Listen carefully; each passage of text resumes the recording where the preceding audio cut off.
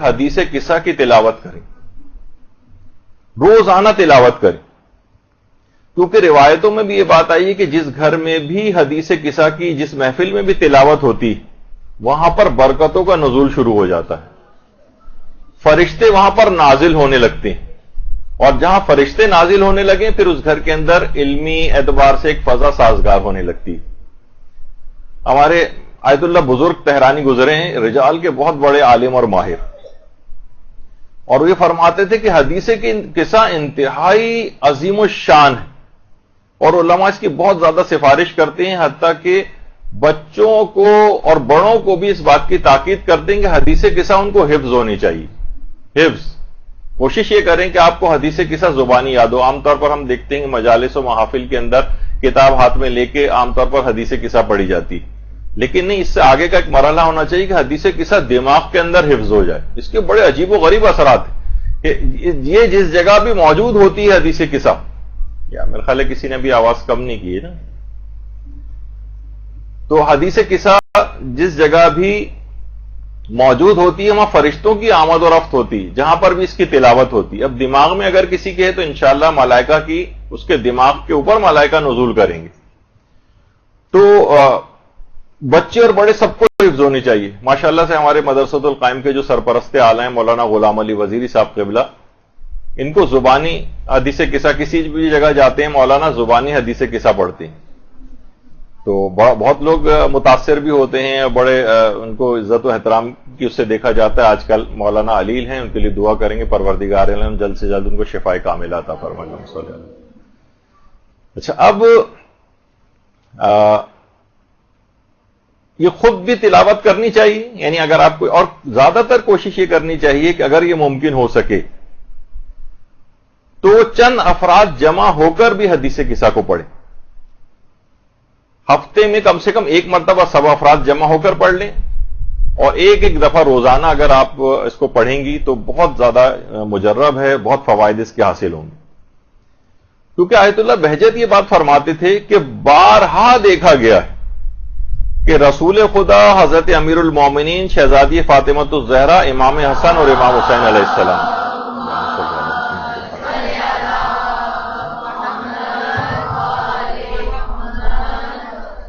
فرماتے ہیں بارہا یہ دیکھا گیا ہے کہ یہ افراد معصومین علیہ السلام یہ مجالس قصہ میں اور مجالس توسل میں حاضر ہوتے ہیں۔ سوچیں جس گھر کے اندر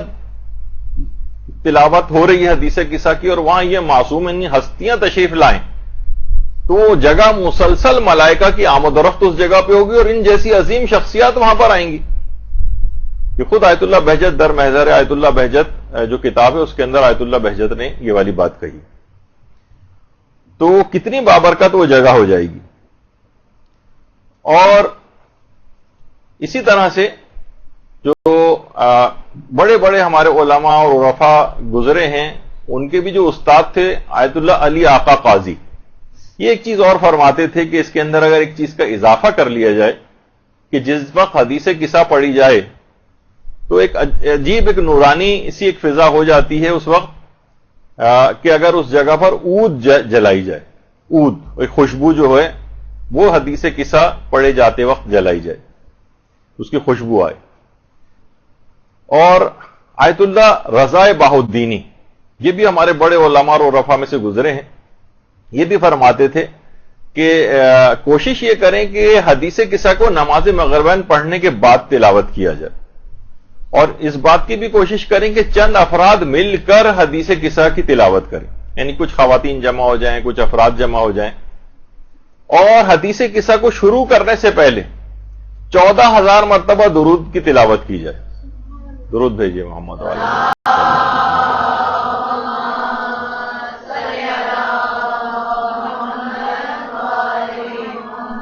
اور اس کے بعد وہ فرماتے تھے اس کی اثر پذیری اور بڑھ جائے گی اگر اس کے بعد حاضرین محفل کو کھانا اور طعام بھی کھلایا جائے،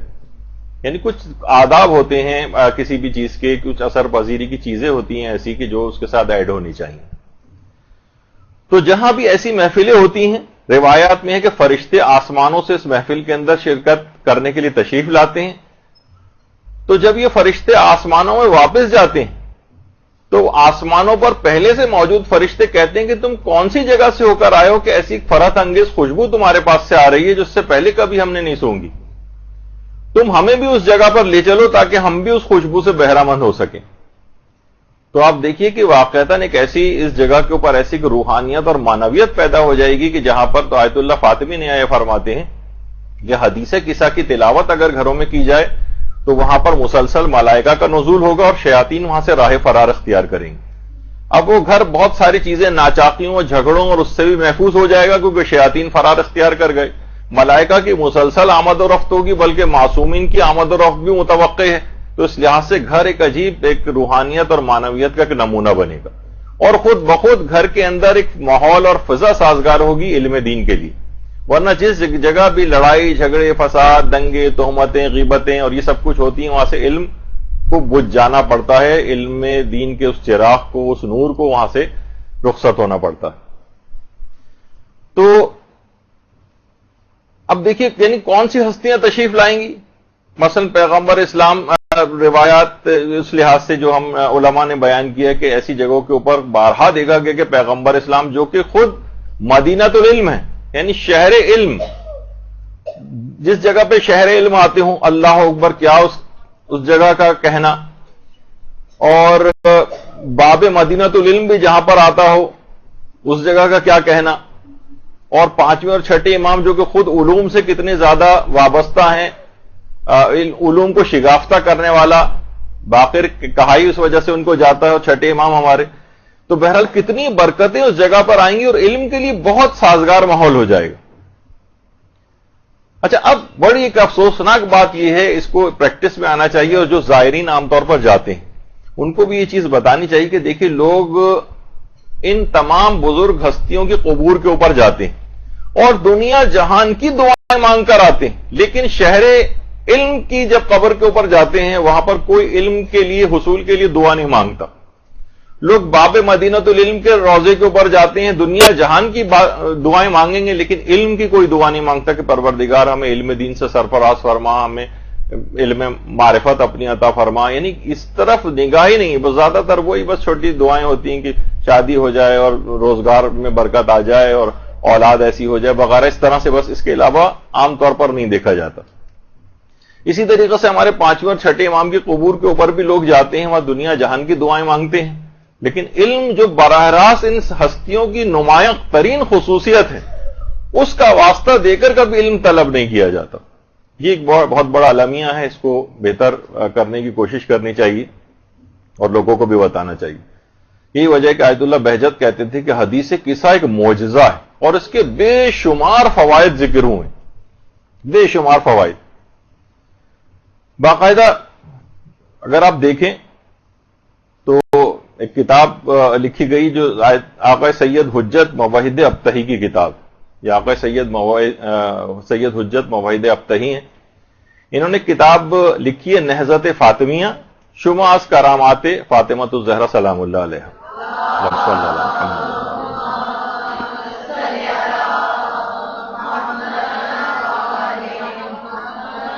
اس کتاب کے اندر انہوں نے یہ واقعہ لکھا تاکہ میں اس وجہ سے آپ کو اس کا احساس دلانا چاہ رہا ہوں تاکہ حدیث قصہ کے سلسلے میں کوئی کمزوری اور نہ رہ جائے. وہ فرماتے ہیں کہ امریکہ میں واشنگٹن کا جو علاقہ ہے وہاں پہ حسینیہ رسول اعظم کے نام سے باقاعدہ ایک امام بارگاہ، ہر شب جمعہ وہاں مجلس بھی ہوتی ہے اور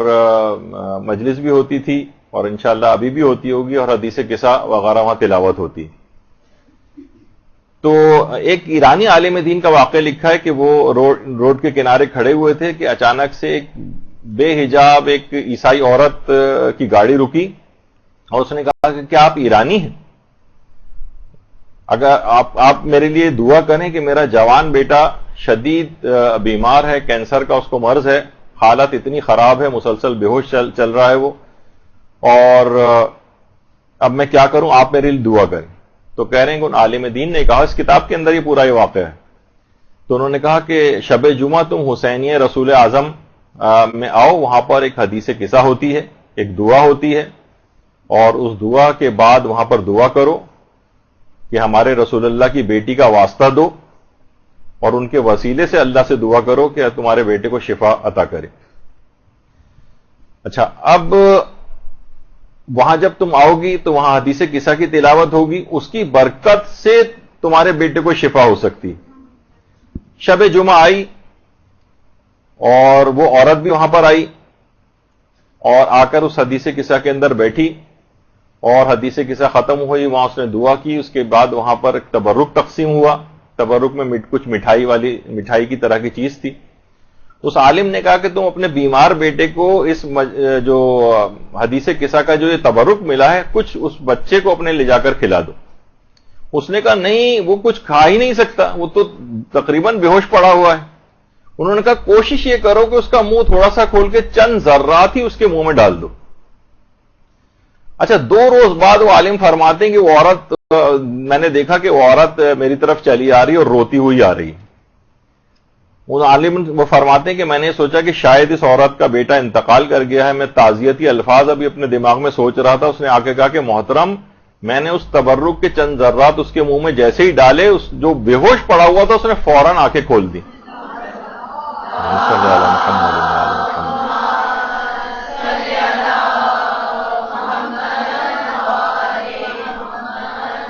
ڈاکٹرز بھی حیران اور پریشان ہو گئے اور ان کی سمجھ میں نہیں آیا. باقاعدہ ڈاکٹرز کا بورڈ بیٹھا کہ یہ تو اس کی طرف سے بالکل مایوسی تھی، تو یہ ایک دم سے ہوش میں کیسے آ گیا. تو ڈاکٹرز نے بھی یہ بات کہی کہ ہمیں لگتا ہے یہ ہے کہ اس کو حضرت مسیح نے شفا عطا کی. اچھا، اب اس عورت نے کہا کہ نہیں، اس نے سارا واقعہ سنا ہے کہ میں حسینیہ رسول اعظم وہاں پر گئی تھی اور وہاں مسلمانوں کی بیٹی کے ذکر کے حوالے سے ایک دعا پڑھی گئی تھی، میں نے اس کے اندر شرکت کی تھی. وہاں دعا کے بعد کچھ تبرک وغیرہ کے طور پر کچھ چیز تقسیم ہوئی، میں نے اس کے کچھ ذرات اس کے منہ میں جیسے ہی ڈالے ویسے ہی اس نے اپنی آنکھیں کھول دی. اس کے بعد بیٹا اس کا مسلسل صحت یابی کی طرف گامزن ہوا اور اس دوران پابندی کے ساتھ وہ عورت پورے حجاب کے ساتھ حسینیہ رسول اعظم آتی رہی، حدیث قصہ کے اندر شریک ہوتی رہی. وہ خود کہتی ہے کہ میں 20 سال پہلے اپنے شوہر کے ساتھ ایک مرتبہ ایران گئی تھی. اس وقت یہ بچہ میرے پیٹ میں تھا اور اس کے بعد میرے شوہر کا انتقال ہو گیا تو امریکہ واپس آ گئی. اس دوران کسی بھی عالم کی تبلیغ کا مجھ پر اتنا اثر نہیں ہوا کہ میں مسلمان ہو جاتی، لیکن اس حدیث قصہ کی برکت سے اور اس تبرک کے ذریعے جو مجھے ہدایت ملی ہے، میں اپنے مسلمان ہونے کا اعلان کرتی ہوں.